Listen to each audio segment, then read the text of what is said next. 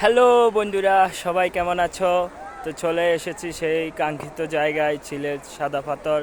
আমার পিছনে দেখছো সাদা পাথরের এরিয়া স্পট। এখানে অনেক মানুষ আছে যারা গোসল করছে নদীর পানিতে। পাহাড়ি নদী, ওই যে দূরে দেখা যাচ্ছে ইন্ডিয়ার বর্ডার। ওই দূর থেকে নদীটার স্পট, নদীটা উৎপত্তি, ওই যে দূরে দেখা যাচ্ছে ইন্ডিয়ার বর্ডার। ওইখান থেকে নদীটা এসে বাংলাদেশের সাথে মিলিত হয়েছে। তোমরা দেখতে পাচ্ছ এই যে পাহাড়ের ওই যে মেঘের চিহ্ন দেখা যাচ্ছে, ওই যে মেঘ। কিন্তু মাথার উপরে অত্যন্ত রোদ, প্রচুর রোদ, তারপরেও মেঘ জমে আছে, সাদা মেঘ। মানুষ আনন্দ উল্লাসে মেতে উঠেছে। আর আমি নিরিবিলি একটা পরিবেশের মধ্যে আছি।